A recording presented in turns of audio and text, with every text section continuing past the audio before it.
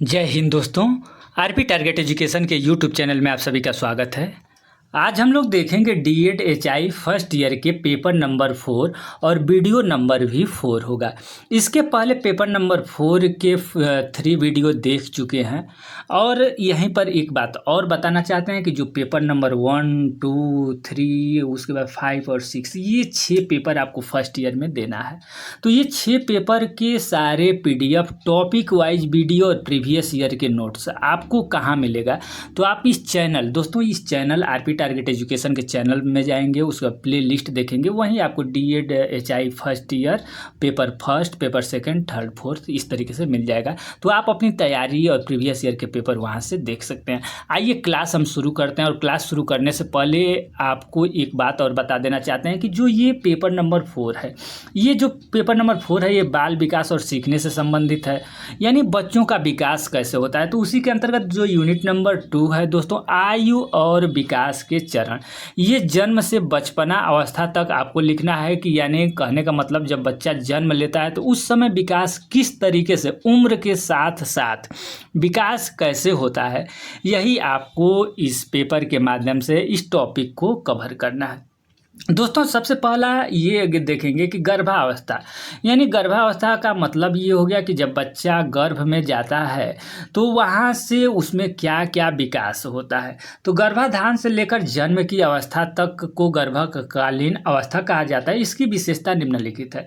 इस अवस्था में भ्रूण के विकास की गति अन्य अवस्थाओं की तुलना में अत्यधिक तीव्र होती है। समस्त शरीर रचना, भार और आकार में वृद्धि होता है। दोस्तों अगर देखा जाए ना तो ये जो आप टॉपिक देख रहे हैं ये सारे टॉपिक इसके पहले वाले वीडियो में भी एक जगह आया था वो टॉपिक, जो कि हम लोग कंप्लीट कर चुके हैं, लेकिन इसको भी जल्दी जल्दी देख लेंगे ताकि आपका रिवीजन हो जाए। दोस्तों बीजावस्था यानी भ्रूणावस्था के बाद बीजावस्था है। तो बीजावस्था में क्या क्या विकास होता है ये देख लीजिए। बीजावस्था गर्भाधान से लेकर के 2 सप्ताह तक चलती है। इस अवस्था में जीव का आकार अंडे के समान होता है तथा उसके भीतर कोशिका विभाजन की क्रिया चलती रहती है। 1 सप्ताह तक यह जीव गर्भाशय के दीवार पर तैरता रहता है और गर्भाशय के 10 दिन बाद यह गर्भाशय की दीवार से चिपक जाता है और अपना पोषण माता के शरीर पर आश्रित करने लगता है। ठीक है, ये गर्भावस्था का अपना हम लोग देखें। दोस्तों अब आ गया भ्रूणावस्था। भ्रूणावस्था में क्या होता है, कैसे विकास होता है? तो यह गर्भकालीन विकास की दूसरी अवस्था महत्वपूर्ण अवस्था है। यह क्रिया तीसरे सप्ताह से प्रारंभ होकर दूसरे माह के अंत तक चलती रहती है। शरीर के सभी प्रमुख अंगों का निर्माण इसी अवस्था में होता है। दूसरे माह के अंत तक भ्रूण की लंबाई 1.25 इंच 2 इंची तथा भार लगभग 2 ग्राम हो जाता है। ठीक है, अब हो गया उत्तर गर्भकालीन अवस्था। दोस्तों उत्तर गर्भकालीन अवस्था में क्या होता है? तो यह अवस्था गर्भावस्था की अंतिम अवस्था मानी जाती है, यानी गर्भावस्था की जो अंतिम अवस्था है ये कौन है? तो उत्तर गर्भकालीन अवस्था। दोस्तों अब गर्भ में देखेंगे तो ये लास्ट स्टेज है और इस स्टेज में क्या क्या होता है ये आप लोग देख लीजिए। तो यह अवस्था तीसरे माह से प्रारंभ होकर शिशु के जन्म तक चलती रहती है। प्रत्येक माह गर्भस्थ शिशु के जय का वजन और भार में निरंतर वृद्धि होती रहती है। इस अवस्था में हृदय, फेफड़ा, नाड़ी अन्य कार्य करना शुरू कर देता है। ठीक है, अब दोस्तों आ गया शैशवावस्था। शैशवावस्था क्या है? जन्म से 15 दिन को हम लोग शैशवावस्था बोलते हैं। और इस अवस्था में क्या क्या विकास होता है? तो इस अवस्था को समायोजन की अवस्था कहा जाता है। इसमें क्या विकास हुआ दोस्तों? समायोजन की स्थिति, समायोजन का अवस्था इसको कहा जाता है। किसको? शैशवावस्था को। इस अवस्था में शिशु को अत्यधिक देखभाल की आवश्यकता नहीं होती है। अब आ गया दोस्तों बचपना अवस्था। बचपना अवस्था यानी चाइल्ड बेबीहुड। इस अवस्था में अगर देखा जाए तो क्या क्या होता है दोस्तों? बचपन विकास की तीसरी अवस्था बचपना अवस्था कहलाती है। यह अवस्था 2 सप्ताह से लेकर 2 वर्ष तक चलती है। इस अवस्था के अंत तक वह अपनी मांसपेशियों पर नियंत्रण करना सीख लेता है। चलने फिरने, बोलने तथा खाने पीने की क्रियाओं का विकास हो जाता है। ये बचपना अवस्था के अंतर्गत। इस अवस्था में शिशु स्व केंद्रित होता है। ठीक है, अब आ गए दोस्तों बाल्यावस्था में। बाल्यावस्था को दोस्तों 2 भागों में बांटा गया है, पूर्व बाल्यावस्था और उत्तर बाल्यावस्था। दोस्तों पूर्व बाल्यावस्था 2 से 6 वर्ष है और उत्तर बाल्यावस्था 7 से 12 वर्ष है। लेकिन इस अवस्था में अगर देखा जाए तो क्या होता है, क्या क्या विकास होता है? तो बाल्यावस्था में समूह प्रति का निवास होता है। इस अवस्था में वह बचपनावस्था के समान स्व केंद्रित नहीं रह जाता है, वरन अपने साथियों, मित्र गणों के साथ मिलजुल कर रहना पसंद करने लगता है। इस अवस्था में समूह प्रवृत्ति विकसित होने के कारण बालक में सामाजिकता का स्वतः विकास हो जाता है। इस अवस्था में बालक अनुकरण करना, सहयोग करना, त्याग करना, स्नेह, प्यार, मोहब्बत इत्यादि शुरू कर देता है। ठीक है, ये टॉपिक हम लोग देख चुके हैं इसके पहले वाला वीडियो में। अब देखिए शारीरिक विकास। दोस्तों शारीरिक विकास में क्या होता है, शारीरिक विकास ही हमें पढ़ना है। शारीरिक विकास जैसे शैशवावस्था में शारीरिक विकास, आपसे एक टॉपिक पूछेगा दोस्तों, ये आप थोड़ा सा ध्यान दीजिएगा। जैसे कि शैशवावस्था, ठीक है, शैशवावस्था, ठीक है, शैशवावस्था, बाल्यावस्था, किशोरावस्था, ठीक है, किशोरावस्था, ये तीनों अवस्था में शारीरिक विकास, मानसिक विकास, संवेगात्मक विकास और शैक्षणिक विकास, ये सारे विकास देखना है। तो यहीं पर हम थोड़ा सा समझने का प्रयास करेंगे कि जैसे शारीरिक विकास, शारीरिक विकास क्या कहलाता है, पहले ये देख लीजिए, उसके बाद हम आपको बताते हैं कि शैशवावस्था इत्यादि में कैसे कैसे क्या प्रश्न पूछेंगे। तो देखिए स्नायु मंडल का विकास, मस्तिष्क में मौजूद सभी स्नायु को स्नायु मंडल कहते हैं। स्नायु मंडल के भीतर एक ऐसी शक्ति होती है जिसके द्वारा पूरे हृदय का भाग एवं पूरे शरीर पर नियंत्रण होता है। इस स्नायु मंडल के कारण ही हम अपने शरीर, हाथ, पैर व अन्य अंग हिला डुला पाते हैं और किसी बात को समझकर उस पर प्रतिक्रिया कर पाते हैं। किसके द्वारा? स्नायु मंडल यानी मस्तिष्क के द्वारा। दोस्तों जन्म के समय मस्तिष्क का भार पूरे शरीर के भार का 1/18 इंच होता है, 18 भाग होता है। 10 वर्ष बाद अगर देखा जाए तो 1/10 हो जाता है। 15 वर्ष की आयु में 1/13, वयस्क होने पर 1/14 भाग हो जाता है। स्नायु मंडल के विकास के साथ साथ बुद्धि विकास में वृद्धि होती है। इससे उसके व्यवहार को नया रूप मिलता है। नेक्स्ट है दोस्तों मांसपेशियों में वृद्धि। मांसपेशियों की वृद्धि होने से उसको शक्तियों में विकास होता है। विकास की सभी अवस्थाओं में वाहक, खेल कूद मांसपेशीय विकास पर निर्भर करता है। आप लोग जानते हैं जैसे मांसपेशी, हाथ, पैर, गोड़ इत्यादि जो मांसपेशी है वो वृद्धि करेगा तभी तो आप मजबूत होंगे, तो ये मांसपेशी वृद्धि है। अंतःस्रावी ग्रंथि, दोस्तों जो अंतःस्रावी ग्रंथि है इसका भी विकास हमारे शरीर के विकास में बहुत महत्वपूर्ण रोल अदा करता है। ऐसी ग्रंथि जो शरीर के अंदर आंतरिक रूप से हार्मोन का स्राव करती है जिसका संबंध नलिकाओं से नहीं होता है और जिनके द्वारा स्रावित हार्मोन का प्रवाह सीधे रक्त में होता है, उसे अंतःस्रावी ग्रंथि कहते हैं। इन्हें नलिका विहीन ग्रंथि भी कहते हैं। अंतःस्रावी ग्रंथियों के कार्यों में परिवर्तन होने से नवीन परिवर्तन व्यवहारों को प्रकार, देखिए आपसे 1 नंबर के प्रश्न में पूछ सकता है अंतःस्रावी ग्रंथि किसे कहते हैं, तो अंतःस्रावी ग्रंथियां नलिका विहीन होती हैं। ये आप लोग ध्यान दीजिएगा। कुछ पॉइंट इस तरीके से जब मिलते हैं तो आपको थोड़ा सा ध्यान देना पड़ता है क्योंकि 1 नंबर के प्रश्न में इसी तरीके से प्रश्न पूछेंगे यहीं से। संपूर्ण शरीर ढांचा यानी संपूर्ण शारीरिक ढांचे में परिवर्तन अर्थात लंबाई, भार, शारीरिक अनुपात, सामान्य शारीरिक रूप आदि बालक के व्यवहार को प्रभावित करते हैं। शारीरिक विकास के नियम दोस्तों ये आप सीटेट के लिए आप इसको देख लीजिए। यानी कहने का मतलब संपूर्ण शारीरिक जो ढांचा है ये सारे चीज़ आप जो देखें ये शरीर के विकास को सारे चीज़ प्रभावित करते हैं। अब देखिए शारीरिक विकास के कुछ नियम है यानी शरीर का जो विकास होता है वो कैसे होता है। मस्तकाधोमुखी विकास का नियम, इसमें क्या होता है दोस्तों, सबसे पहले बच्चे का मस्तिष्क का विकास होता है। आप लोग देखे होंगे कि बच्चे का सर सबसे पहले बड़ा होता है और हाथ, पेट, गोड़ ये सब क्या होता है, छोटा छोटा होता है। ठीक है, अब दोस्तों इस तरीके से देखा जाए तो ये बच्चा जैसे जैसे होता है मस्तिष्क के तरफ से इसका विकास पैर के तरफ यानी बाहर के तरफ होता है। विकास का चक्र नियम, विकास चक्र का नियम यानी विकास चक्र का नियम यानी विकास बीच से अपना प्रारंभ होता है। देखिए विकास चक्र के नियम के अंतर्गत ये क्या दिया है, विकास चक्र का नियम। प्रथम चक्र यानी जन्म से 2 वर्ष विकास तो होता है, बच्चे का जन्म हो गया तो जन्म के 2 वर्ष तक शारीरिक विकास बड़ी तीव्रता से होती है। यानी जब बच्चा जन्म लेता है और 2 साल तक यानी जन्म से लेकर के 2 साल तक बच्चे में विकास बहुत तीव्रता से होता है। फिर 2 से 11 वर्ष में विकास की गति धीमी हो जाती है। ठीक है, यानी जब बच्चा 2 से 11 वर्ष तक होता है तो विकास धीमा होता है थोड़ा। आप लोग देखे होंगे, ये महसूस भी किए होंगे अपने घर के अगल बगल के बच्चों को देख करके। फिर जैसे ही बच्चा 11 से 15 साल की उम्र में जाता है तो उसका विकास पुनः तीव्र गति से होना शुरू हो जाता है। चतुर्थ चक्र 15 से 18 वर्ष में गति पुनः धीमी हो जाती है। तो ये आप विकास के चक्र अपना ध्यान से देखें लेंगे।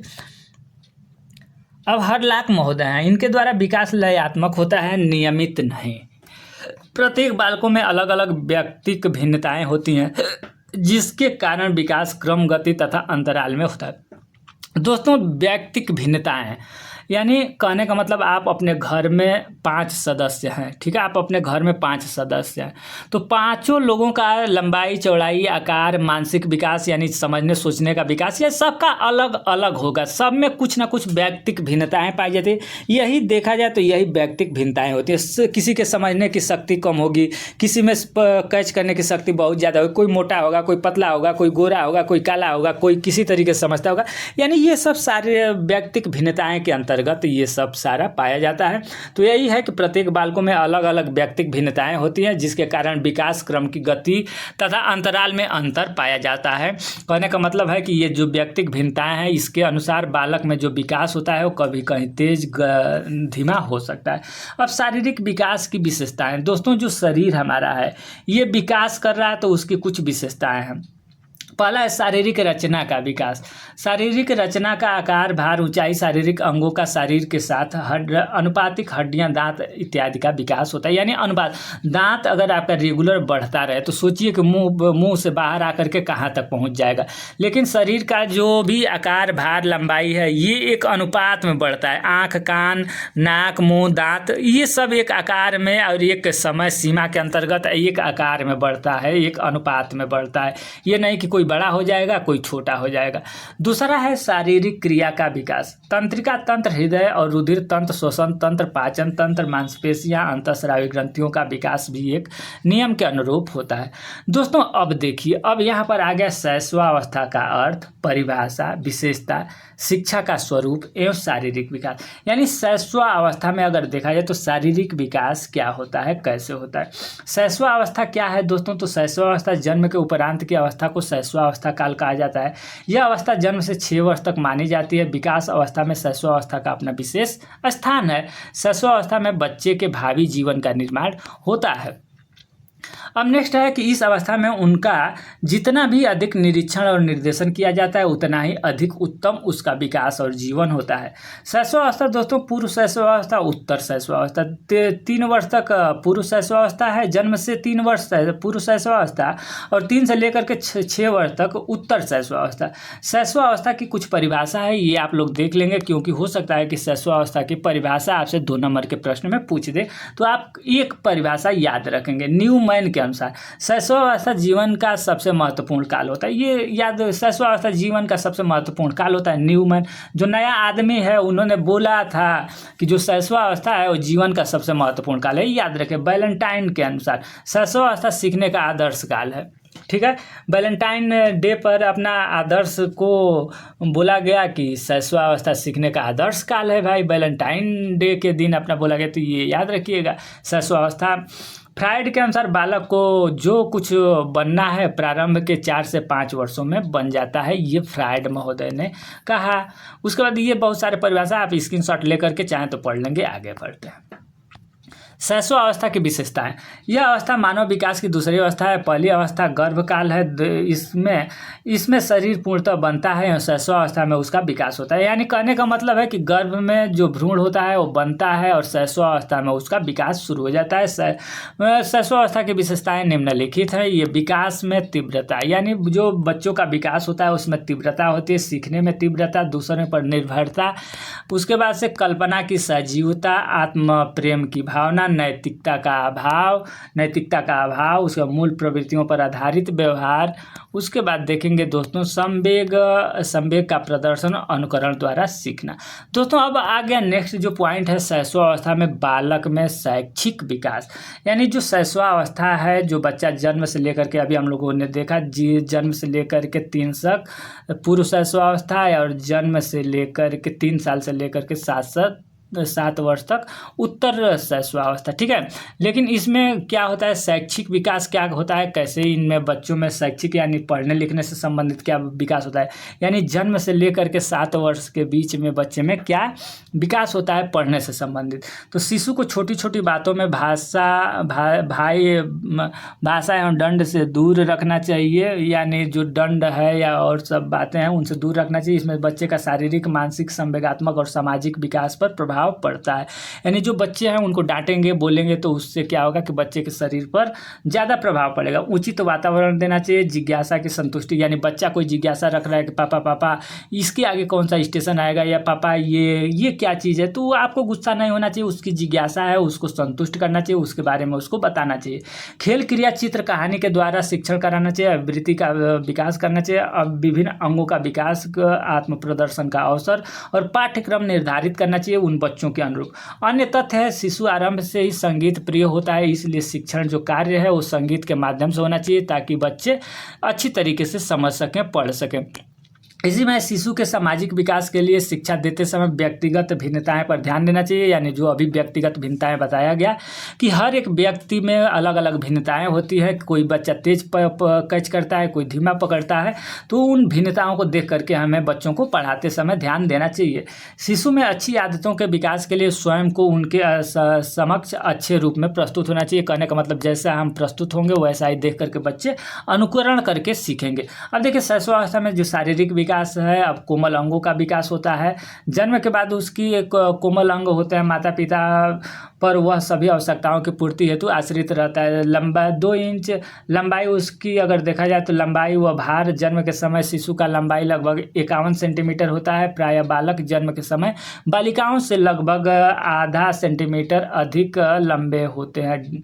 ठीक है। प्रारंभ में शरीर का ढांचा लगभग 17 से 22 इंच तक लंबा होता है और 5 से 6 वर्ष तक यह लंबाई 3 फुट हो जाती है। देखिए इस तरीके से और दिया है इसमें भार, जन्म के समय बालक का भार, यानी जो भार जन्म के समय बालक का भार बालिकाओं से अधिक होता है। शिशु का यानी जो बालक होते हैं बालिकाओं, देखिए जन्म के समय बालक का भार बालिकाओं से अधिक होता है, यानी लड़कियों की अपेक्षा लड़के का भार अधिक होता है। ठीक है। 6 से 8 पाउंड और 3 वर्ष में 20 या 25 पाउंड, 6 वर्ष में 40 पाउंड हो जाता है। मस्तिष्क का विकास, यानी मस्तिष्क व सिर, नवजात शिशु का सिर उसके शरीर की अपेक्षा बड़ा होता है। जन्म के समय सिर की लंबाई कुल शरीर की लंबाई का 1/4 होता है। मस्तिष्क का भार लगभग जन्म के समय 300 से 350 ग्राम का होता है।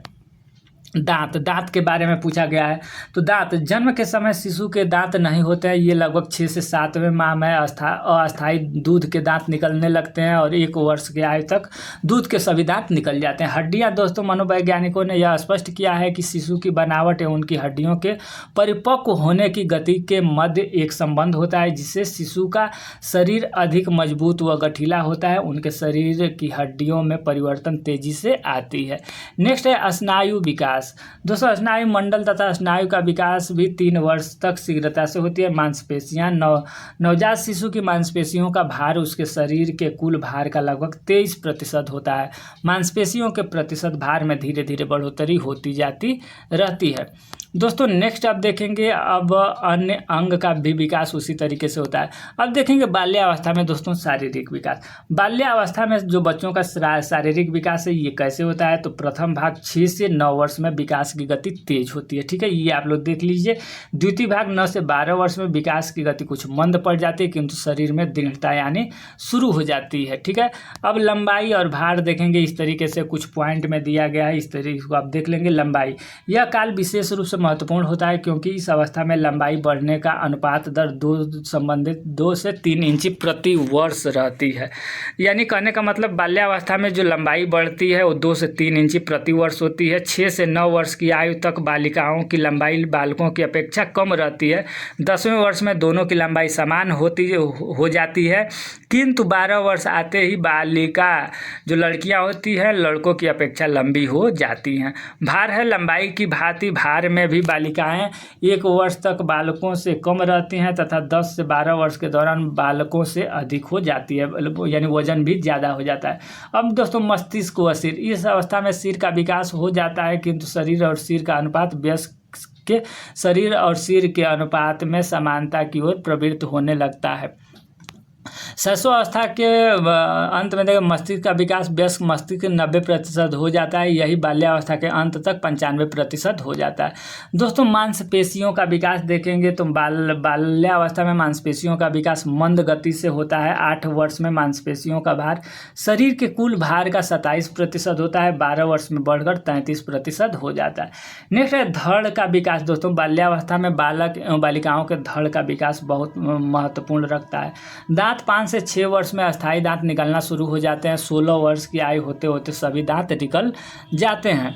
हड्डियां दोस्तों है कि हड्डियां इस अवस्था में बाल्यावस्था में देख रहे हैं हम लोग, बाल्यावस्था में शारीरिक विकास। और वीडियो यहाँ तक आप देखते हुए आ गए हैं तो वीडियो को एक बार लाइक कर देंगे तथा दोस्तों के पास शेयर कर देंगे, ताकि हम भी मोटिवेट होकर के आप लोग इसके बाद अभी प्रीवियस ईयर का पेपर देना है, उसके बाद सेकेंड ईयर का आपका क्लास लेना है, सेकेंड ईयर का प्रीवियस ईयर का पेपर देना इत्यादि सारे। जब इतना मेहनत हम कर रहे हैं तो आप लोग वीडियो को लाइक तो कर ही सकते हैं और अपने दोस्तों के पास शेयर कर सकते हैं।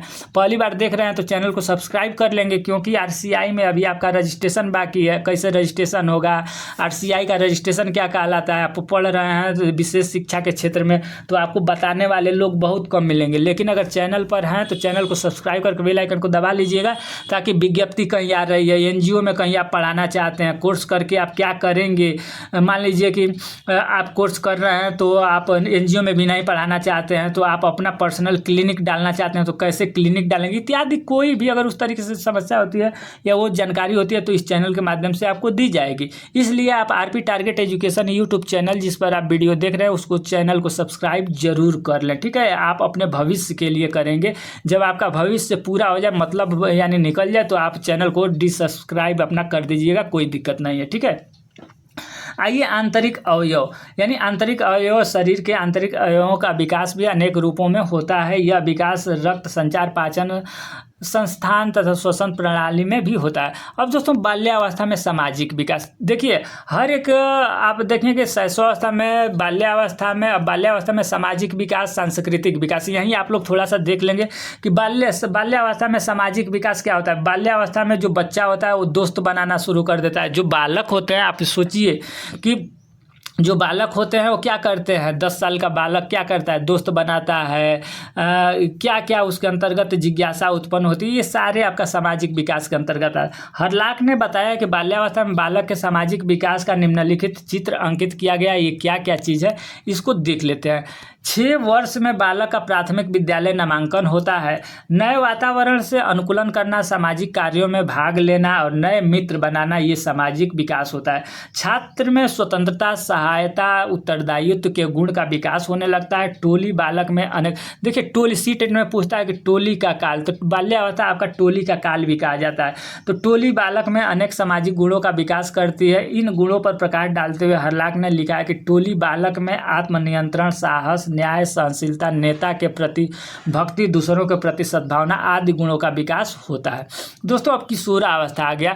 किशोरावस्था तो पूछा नहीं है, आपके सिलेबस में नहीं दिया है किशोरावस्था, लेकिन हम लोग देख लेते हैं। किशोरावस्था में शारीरिक विकास, संवेगात्मक विकास, सामाजिक विकास, आप अपने आप खुद लिख देते। जैसे मान लीजिए किशोर हो गया, कोई बच्चा 6 साल, 10 साल, 12 साल से ऊपर हो गया है, 18 से नीचे है, किशोरावस्था में है, तो उसमें क्या क्या परिवर्तन देखा जाता है। शरीर में देखा जाए तो उनके यौन अवस्था में अपना जो यौन अंग है वो उसमें वृद्धि होता है, एक दूसरे के प्रति अट्रैक्टिव होने लगते हैं। किशोरावस्था को तूफान की अवस्था माना गया है। इसमें भार लगभग 43 से 50 किलो हो जाता है।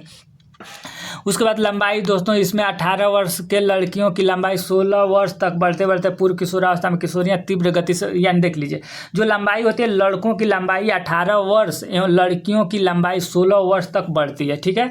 लड़के 18 वर्ष तक बढ़ते रहते हैं, लड़कियां 16 वर्ष तक बढ़ती रहती हैं। पूर्व किशोरावस्था में किशोरियाँ तीव्र गति से बढ़ती हैं, ठीक है।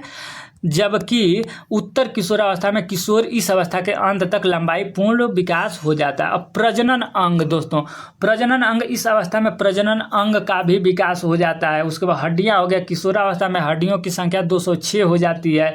दांत किशोरावस्था के अंत तक, प्रज्ञा दंत आने लगते हैं। लड़कियों में लड़कों की अपेक्षा प्रज्ञादंत आने पहले आ जाते हैं। सिर व मस्तिष्क का विकास 1350 से 1450 ग्राम का हो जाता है, सिर व मस्तिष्क का विकास। उसके बाद आवाज़ में भी परिवर्तन होता है दोस्तों। किशोरावस्था में लड़कियों की आवाज़ और मधुर एवं लड़कों की आवाज़ भारी होने लगती है।